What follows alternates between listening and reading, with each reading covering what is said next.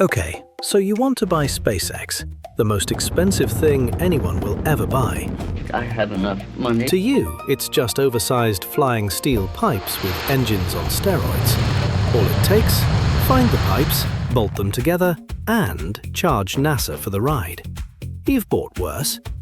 You call your bankers at midnight and tell them, buy it, the whole thing. And on June 12, 2026, you almost can. SpaceX lists on the Nasdaq under the ticker SPCX, $135 a share at a valuation of $1.75 trillion. The biggest IPO in history. Here's the strange part. That pile of steel loses $5 billion a year. You'll never be allowed to control it. And technically, it still isn't for sale. Anyway, how hard can it be? By the end, you'll know exactly who got rich from SpaceX, why you were never invited, and why the man selling it can never let it go. But first, understand what you're actually buying, because SpaceX is no longer just pipes and engines. It is 3 companies forced under one hangar. First, the launch business, the rockets that took the market by landing and flying again. Second, Starlink. Thousands of satellites selling internet to airlines, ships, war zones, and luxury yachts. And since February 2026, a third piece, xAI, Musk's own AI lab, burning cash at a rate the rockets would envy.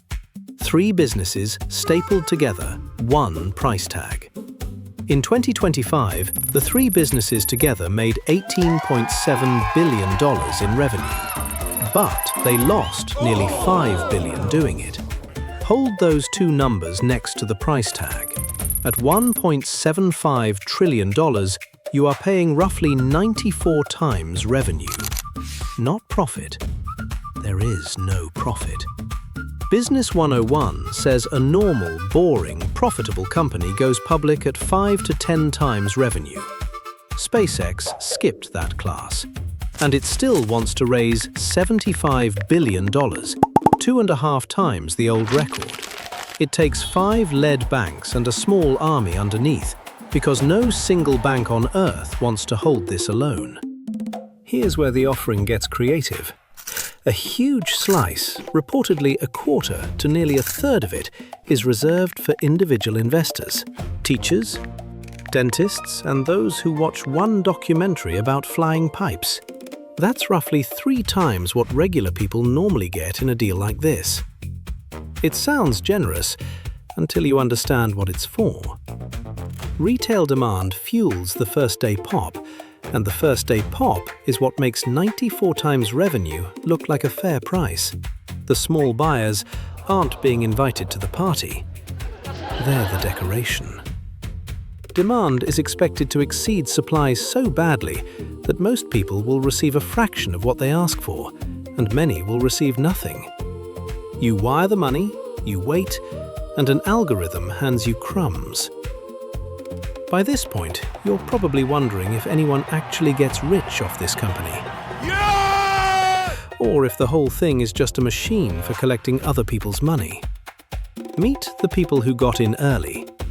In August 2008, SpaceX was not a trillion-dollar company.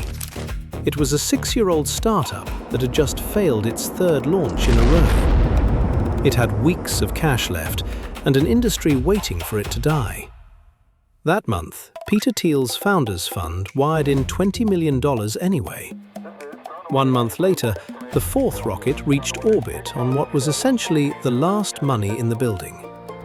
By December, NASA signed a $1.6 billion resupply contract, and the company that almost died began eating the launch market. 7 years later, in 2015, Google and Fidelity paid $1 billion for a stake that valued all of SpaceX at $10 billion. At $1.75 trillion, the company is now worth 175 times that round. $1 invested next to Google in 2015 is $175 today. Yes, the system pays. It pays like nothing else in modern markets. Which makes your move obvious. Do what they did.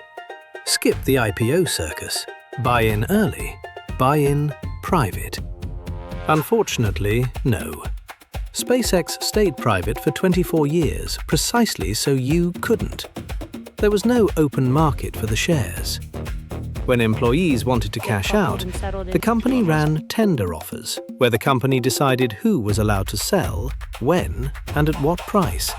For 2 decades, the only market maker for SpaceX stock was SpaceX. The early door wasn't a door, it was a guest list, and you weren't on it. The first day ordinary money is allowed inside is June 12th, after the 175-fold jump already happened. You're not early. You're the exit. Fine, then you'll take the big option. Forget allocations, you're buying the company outright. All 1.75 trillion of it. And this is where you need to read the prospectus carefully. That's the official sales paperwork. Because the most important number in it isn't the valuation. Elon Musk owns about 42% of the company, but he controls about 82% of the vote. The shares being sold to you are Class A, 1 vote each.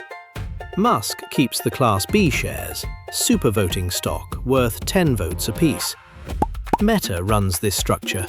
Alphabet runs this structure.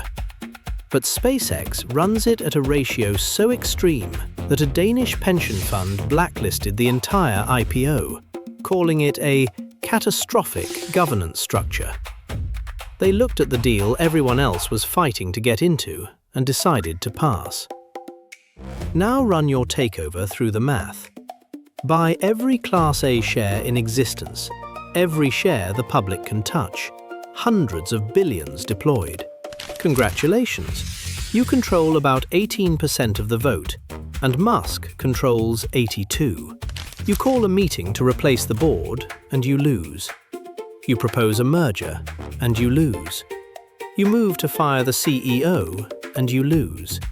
82 to 18, every time, forever. The prospectus spells it out.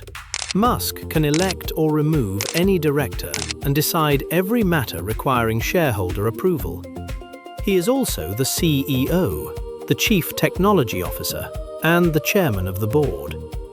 In practice, the only person at SpaceX with the authority to fire Elon Musk, well, is Elon Musk. Maybe everyone has a price. So what's his? In January 2026, the board granted Musk 1 billion performance-based shares. They unlock in 15 stages as the company hits market cap milestones, all the way up to $7.5 trillion.